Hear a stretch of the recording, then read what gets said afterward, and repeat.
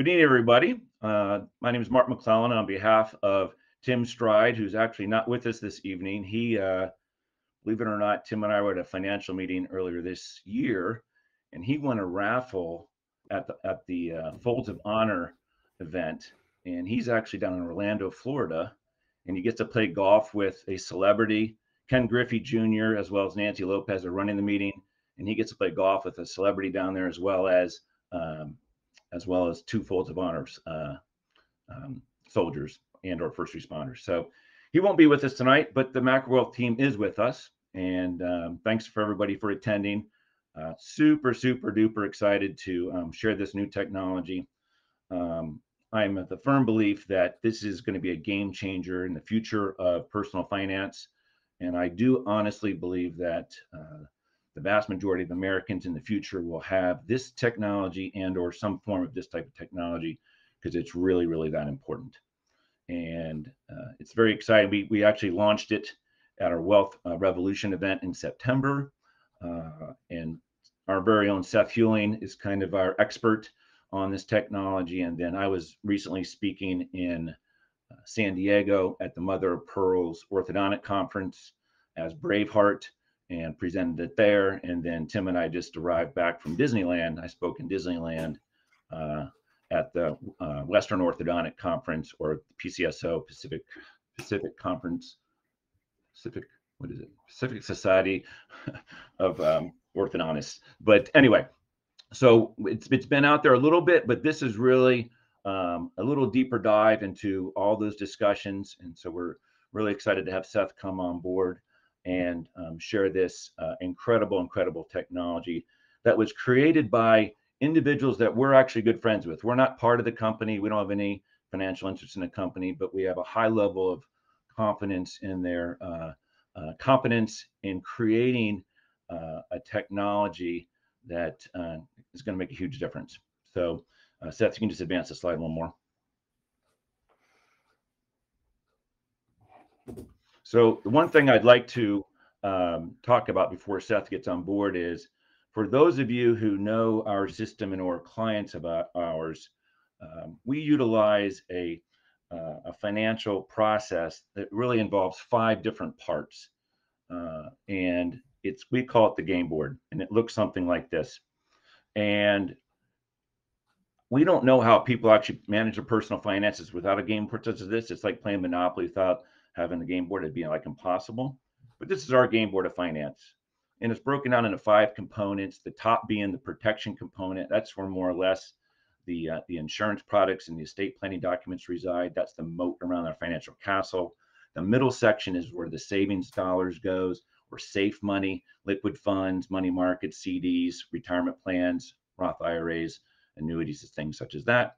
Then you move down to the final component down in the blue, and that's where the growth component is, and that's where the risk or the potential for gain and the potential for loss goes, such as stocks, bonds, ETFs, mutual funds, real estate, private equity, your own business. For those dentists on the line, if you own your own business, obviously that's the most powerful box because Uncle Sam loves us to be business owners, as well as hard assets, things like gold, silver, crypto, and collections. And so that's sort of the meat of the 3 components. There are 27 different drawers there. Every financial decision that you or I or anybody can make will fall somewhere on this model. Now, the other 2 components of the 5 are the cash flow and the debt. And debt's obviously how you pay back your debt's very important. We won't talk about that this evening because we're going to really focus in on this technology because of cash flow. Because this new technology is an app on your phone is dealing with how to accelerate your cash flow. Financial success does not come from accumulating assets. It's very difficult, if not impossible, to accumulate your way to wealth. But you need to look at ways to accelerate your way to wealth. And so you want to try to velocitize the money and funds that roll into your financial life, just like the banks do and the financial institutions. They're very good at velocitizing money and turning over the dollar over many times the course of the year and or our career. And so this technology gives us the ability to do that. And it's never been available before. And so that's why we're so jacked about it, because We know that many times when people have financial advisors like ourselves, they may meet us semi-annually, annually. Sometimes they skip a year, maybe it's 2 years, 3 years. And so there's a whole lot of lost time within, sometimes between each review. And this technology takes that out of the equation. So now you're making financial decisions when your money is ready to be deployed. And that's what's really exciting, because if you can squeeze out 6 months, a year, 18 months, that makes a big, big difference on the back end of the compound wealth curve. So with that being said, I'm going to pass it on to Seth, and he's going to share with you how this works and how to get it engaged potentially into your financial life. So Seth, I will pass it on to you, Excellent. and Thank you very you can take the controls. Excellent. Thank you, Mart, for the introduction. And yes, as Mart said, we're looking for ways to help accelerate and drive wealth creation over time. And so cash flow is a critical piece of how that happens. Every dollar has to enter our financial life somewhere. And so a very critical piece of that is not only the tool that we use, but the strategy or the philosophy that is in place around the tool that we use. And so that's where we want to start briefly. In fact, I want to touch on the title for this evening's talk, which, if you noticed, was The Art of More. And that was intentionally done to try and reference The Art of More, the Sun Tzu book that I'm sure many of you are familiar with. I'm sure a few of you may have even read it. It's actually not a terribly long book. It's only about 13 chapters. If you're somebody who likes audiobooks the way that I do, you can finish it in about an hour and 20 minutes. It takes less time than watching a Disney movie with one of your kids. The classic Disney movies only, of course. But it has been successful for thousands of years because of the strategies and philosophies that it teaches. I've put a few of the more common quotes here. One in particular that I would like to bring your focus to is that first one there, which says, "The supreme art of war is to subdue the enemy without fighting." And I'm sure many people recognize that or some variation of it. But we really want to win this game without ever having to struggle, if that makes sense, when it comes to this cash flow. Sun Tzu wrote an entire chapter on not just tools, but on how to effectively use those tools. And in particular, how to manipulate one's environment such that it is a benefit to yourself. And so that's really what we kind of want to focus in on here. There are, of course, many examples through history where some sort of a conflict or combat situation has been decided by a single tool. You can think of things like a bow and arrow or trebuchet, repeating firearms. There are lots of examples. But this idea applies in all areas of life. If you've got the right tool, but you don't use it the right way, you're not going to get the outcome that you want. This actually kind of hits home a little bit. I don't know how many of you guys are familiar with Snap-on tools. My dad, when I grew up, he had a Snap-on tool franchise. And so before that, he was a truck driver in the military. And a big part of being a truck driver in the military was being able to work on your own vehicle. And so growing up, having a Snap-on truck full of tools and a garage that doubled as a warehouse, my brothers and I worked on all of our vehicles. It was a given. Well, one day I was doing a brake swap on one of our cars. My dad happened to walk by and notice that I had a standard tire iron out there, just like the default tool that gets used to change a tire. And he instructed me to go onto the truck to get a torque wrench and to tighten each of the lug nuts to 90 foot-pounds of torque. Now, I, being the middle child, was the one who was the perfect age to do inventory management. So I knew exactly what he meant when he said to go get a torque wrench. I've actually got one similar here. It's essentially just a heavy-duty ratchet. And I knew those parts well. and I knew what they looked like, but what I didn't know was that right down here on the collar, you have to adjust how much torque you want. So, not knowing that in this situation, I went onto the truck, I grabbed the tool that I believed was correct. It was actually a much beefier version of this. This is a small one, believe it or not. I threw it on the lug nut. I actually even used my foot to try and really get more leverage, and I snapped the lug nut right off. Now, fortunately, it happened in our driveway and not while one of us was going down the road. But in that situation, because I used the correct tool the incorrect way, I did not get the outcome I wanted, and I even potentially had put somebody in danger. Fortunately, it didn't happen that way, but that's the situation. So we definitely need to not only have the correct tool, but we also need to use that tool correctly. There is one additional example that I would like to use, not in the field of conflict or combat, but an area of study, which is optics, because optics very uniquely changed the landscape for humanity. In almost one day, we got both germs and galaxies because we were able to look at the micro and the macro all at once. Mart, who is on the line here, I'm sure many of you guys have heard stories of Mart traveling to Egypt. If you've not, you should definitely set up a call and talk to Mart about this. He actually even has a discovery attributed to him, so you should definitely learn about that if you've never.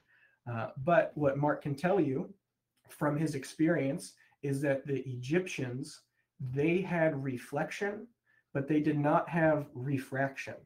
And refraction is what is critical to bring that micro and macro into focus.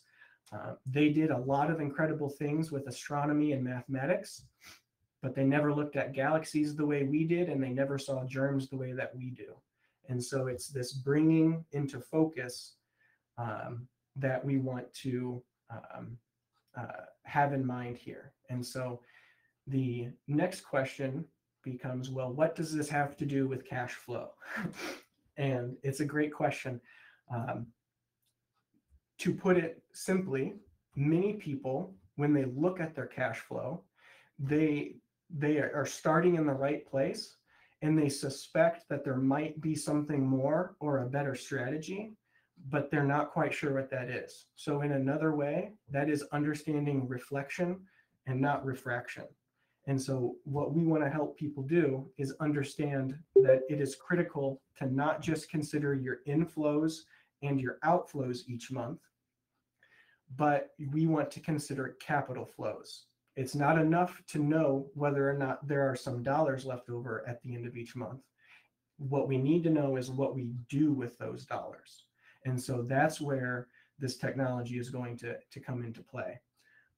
And so the problem or the environment that many people find themselves in is that over time, as their income grows, they see that their expenses find a way to grow too. Despite, in many cases, people living in the same home, driving the same car, there's really no great explanation as to why the expenses tend to rise in line. And so when we look at what causes that, and we consider the weight that those inflows have, we start to get a better picture of why this is so difficult.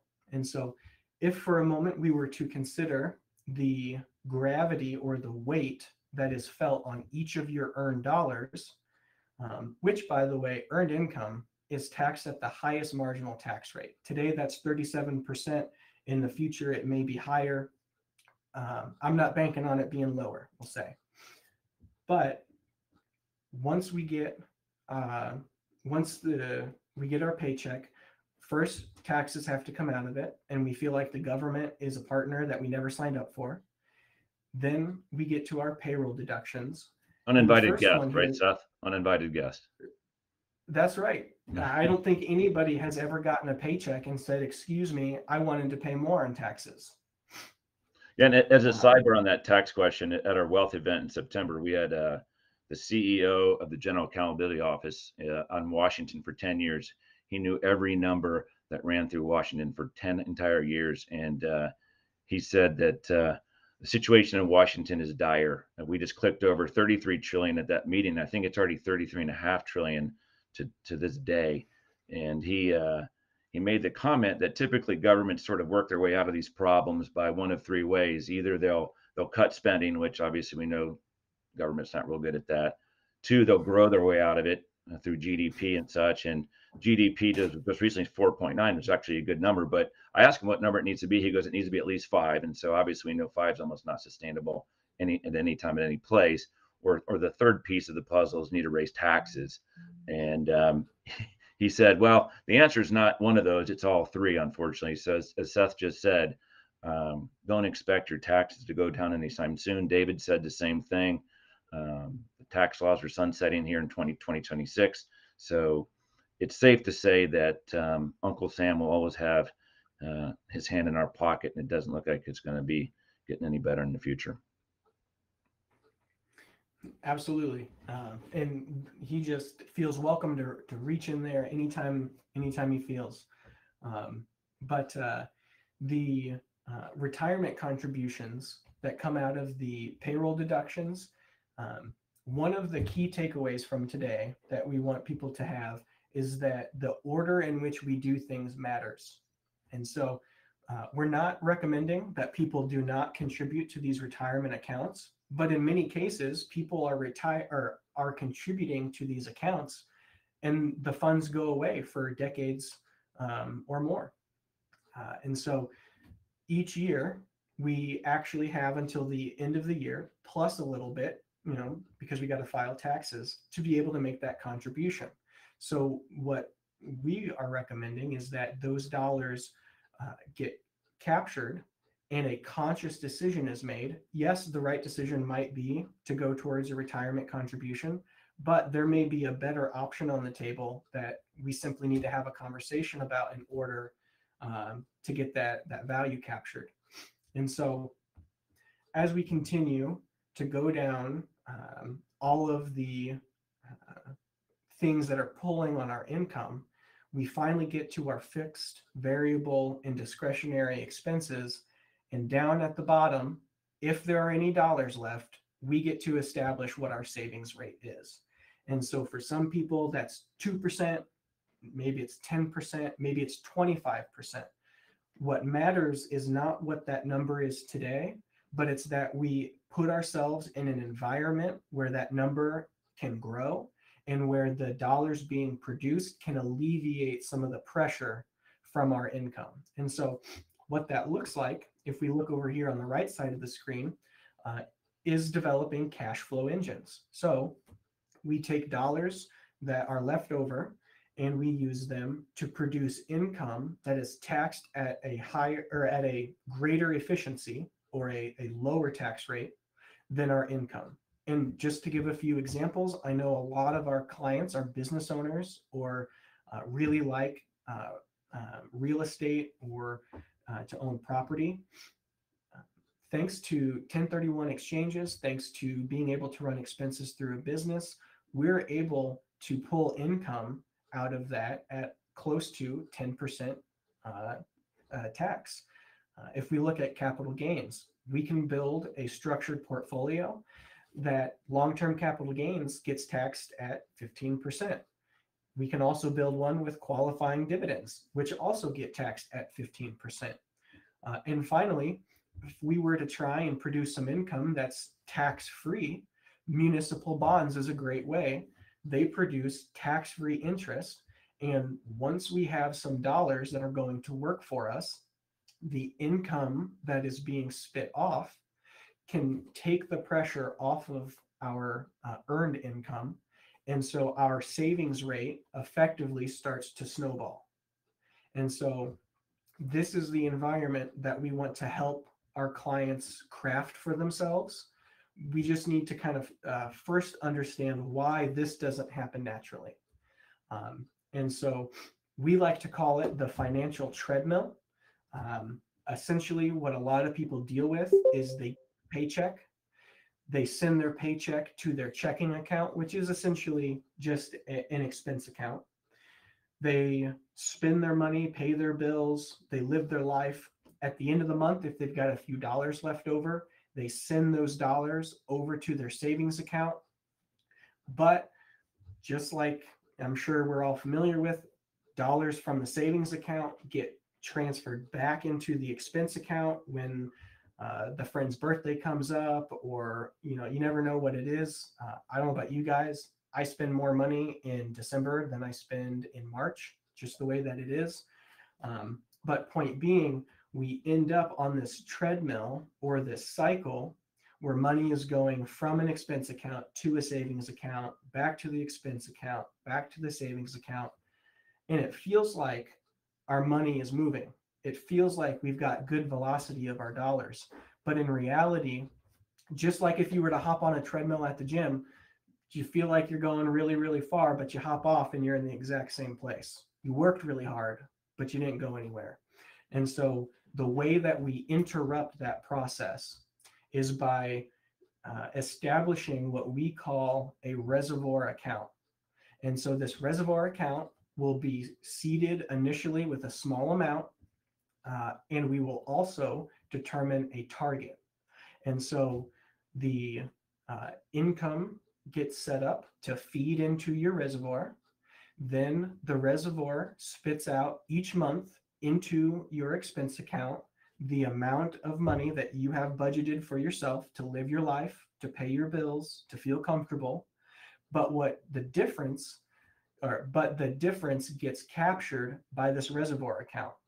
And when we hit our target, let's say, for example, that you had a target of $50,000, then when that reservoir hits, your target, you're going to get a phone call from Tim, Mart, or myself, maybe Quinn or Cindy, and say, hey, guess what? You established a goal of $50,000 in your reservoir account. Congratulations, you've actually got $52,000 in there. We need to set up an appointment where you're going to decide, do you want to consume that money, or do you want to establish a new cash flow engine? And so when we establish a new cash flow engine, then that's going to feed into the reservoir account as well, just like your income does. But now the money coming out remains. You're still living your life. You're living in the same home, driving the same car. You're feeling comfortable, but that reservoir fills up a little bit quicker this time. And so now we could have another call. Maybe you decide to do a renovation on the home, whatever it is.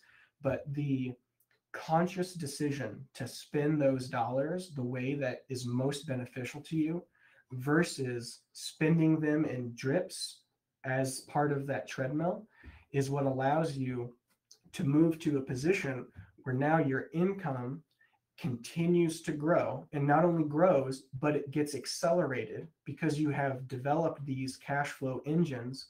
And meanwhile, your expenses remain exactly where you would like them to be. Now, that obviously does not mean that there are never going to be months where a big expense comes up or a car breaks down, whatever it may be. That's okay.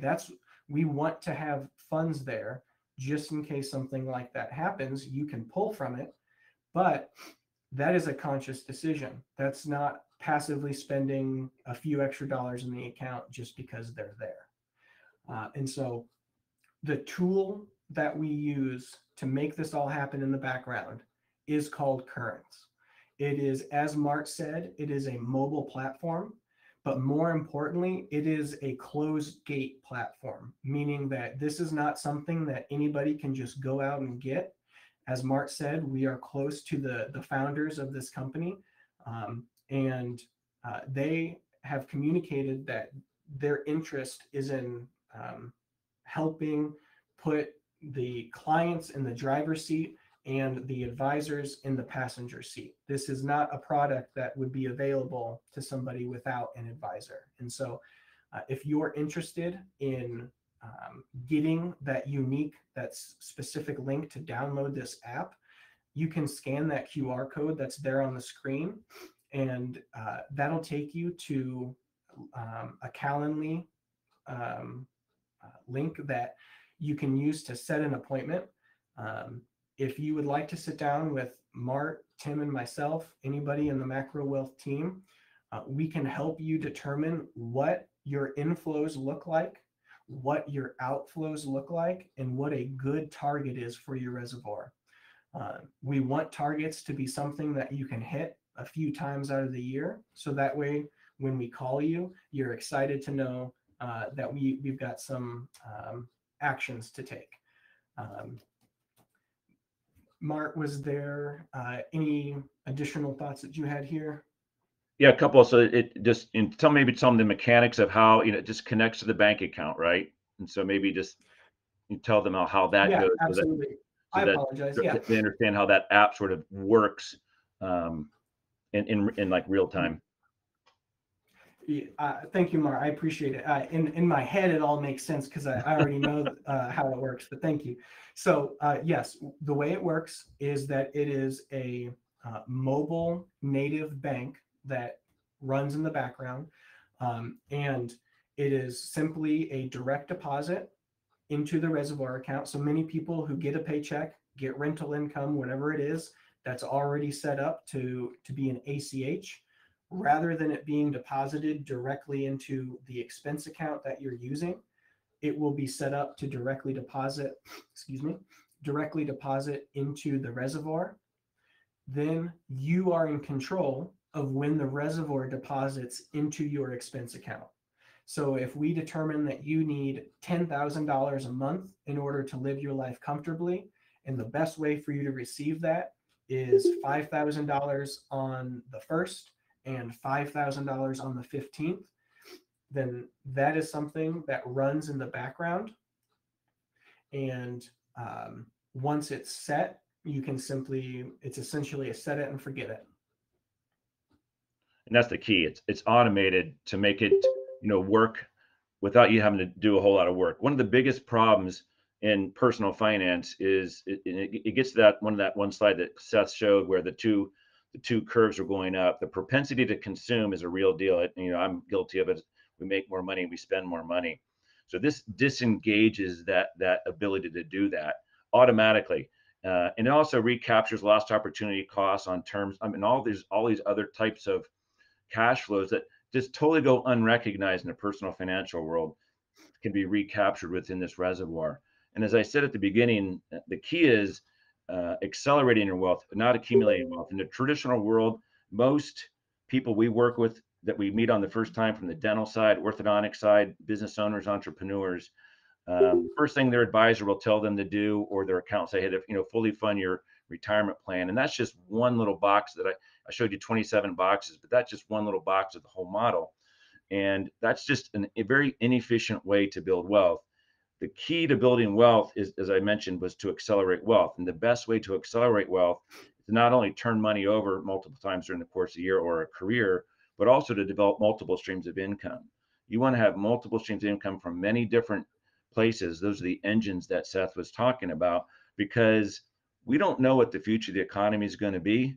I mentioned David Walker before. He made the comment that the savings rate for the American citizen today is 2.3%. Well, my gosh, I mean, that people say there's a reason why people are having struggle in retirement. They only have maybe 3 months of money in their account to survive. It's real because they can't save. The debt burden's going up. Interest rates are going up. All these overarching wealth eroding factors are just decimating people almost stealthily. I mean, people don't even know the damage that's being done in our economy today. Inflation is the worst wealth eroder. People talk about taxation and so forth. Inflation's even worse than taxation. So what we need to do is build in certain different engines so that if real estate's down, okay, maybe stocks and equities are up, or vice versa, or other outlets, crypto and other great things. And so the key is just building as many engines as possible to insulate you from the things we know are going to happen in the future. The economy is the economy. It goes up, it goes down. But the big gorilla in the room is the debt obligations that are just growing and growing. and it's just become more problematic. So you need to get on a methodology to saving more money and squeezing the grape as much as possible to allocate those funds to growth places to overcome the situation we know is at hand. So, as mentioned, I think this tool is going to be something that hopefully every advisor across America will be offering to their clients, because it's that important. We say all the time, if you're not saving money, you'll never be free. Saving is freedom, and this is the first step to saving more efficiently. And we've always been frustrated in our own personal advisory business, just trying to find a mechanism of dislocating your savings from your spending. And we talk about wealth coordination accounts or wealth freedom accounts. We've talked about that for 25 years, but it's just a very difficult thing to actually do in reality. So when you have a technology such as this that does it automatically for you, now you can say, all right, now I know that part of the equation is taken care of, and now I can move on to other things. I can look at business opportunities or just ways to sort of enhance the flows of those dollars in the future. So needless to say, we're obviously very excited. The clients who are online here that work with us, some of you may have already had your meeting with Seth or Quinn to walk through you to get set up. It's a pretty simple process. It does take a little bit of work, but it's once it's done, it's pretty much established. So with that being said, yeah, if there's any questions or if you want to raise a chat, we'd be more happy to answer that. But if not, everybody can get back to their Wednesday evening and have an awesome Thanksgiving here in a couple of weeks. There's a lot to be grateful for. Oh yeah, and just to rehash the point that you made there, Mart, that this system is how people who start out at 2% savings rate or less, yes, that's a low percentage, but again, it's about what they do with that percentage that sets them apart. And by moving that needle, we get from 2% to 4% to 8 to 10, and before you know it, that person who was struggling to save 2.5 is saving 25%, and their effective savings rate is through the roof because they've taken the pressure off of their income. Their assets are now paying for them to live their life. Yeah, that's huge. I mean, just as Seth said, some of the examples, people are saving 10% of their income within a number of months. They got that up to 30%. That's a game changer. It's just a game changer. I mean, 1% a big deal. You throw 5 or 10% on that, and you can do a lot of good in the future. So, hey Seth, is there interest in those accounts? Yes, there is. It was 3.5% in May, and I know that has increased.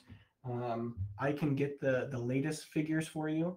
But yes, this reservoir account is interest bearing. good question. And it's Thank you. also FDIC insured for anybody who's wondering. And it's FDI insured up to 2.5 million for single and 5 million for joint. So it's actually even a step above what a typical FDIC is. Awesome. All right, everybody. I really appreciate everybody's attention. And once again, as I said, have a wonderful Thanksgiving, and we look forward to engaging hopefully here in the not too distant future.